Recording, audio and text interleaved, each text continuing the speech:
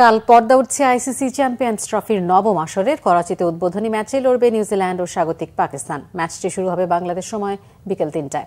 টুর্নামেন্টে দুটি গ্রুপে অংশ নিচ্ছে ৮টি দল। হাইব্রিড মডেলের এবারের টুর্নামেন্ট হচ্ছে পাকিস্তান ও দুবাই। মানিক মাহমুদের রিপোর্ট।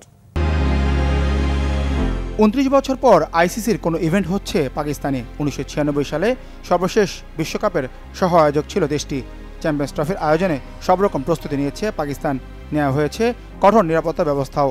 ৮ দলের লড়াইয়ে গ্রুপ এতে খেলবে বাংলাদেশ, নিউজিল্যান্ড, ভারত ও স্বাগতিক পাকিস্তান। গ্রুপ বিতে আছে অস্ট্রেলিয়া, দক্ষিণ আফ্রিকা, ইংল্যান্ড ও আফগানিস্তান।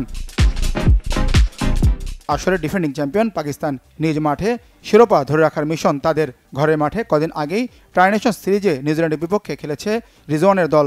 যদিও ফাইনালে ব্ল্যাক ক্যাপসদের কাছে হেরেছে পাক বাহিনী, তারপরও টিম স্পিরিটটা দারুণ পাকিস্তানের।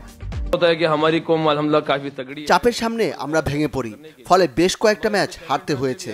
আমরা কেমন পারফর্ম করব সেটা বলা কঠিন, তবে নিজেদের সেরাটা দিয়ে ম্যাচ জেতার চেষ্টা থাকবে। শুরুটা করতে চাই জয় দিয়ে। টুর্নামেন্টটা উপভোগ করাটাই সবথেকে গুরুত্বপূর্ণ বিষয়। গত কয়েক বছরে পাকিস্তানের ক্রিকেট বেশ উন্নতি করেছে, বড় ম্যাচ জিতেছে, চ্যাম্পিয়ন্স ট্রফি জিতেছে। আশা রাখি শিরোপা ধরে রাখতে পারবো।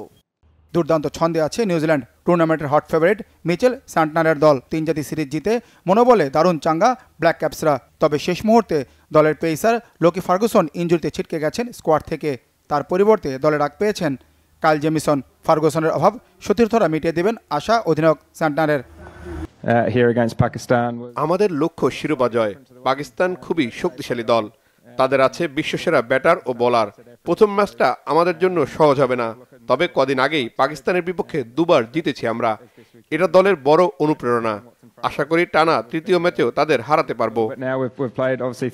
২৯ বছর পর ঘরে মাঠে আইসিসি ইভেন্ট, পরিচিত কন্ডিশন, শিরোপা ধরে রাখার মিশন, সব মিলিয়ে পাকিস্তান কাঁপছে চ্যাম্পিয়ন্স ট্রফি জ্বরে। Manik Mahmud, Bangla vision, sports desk.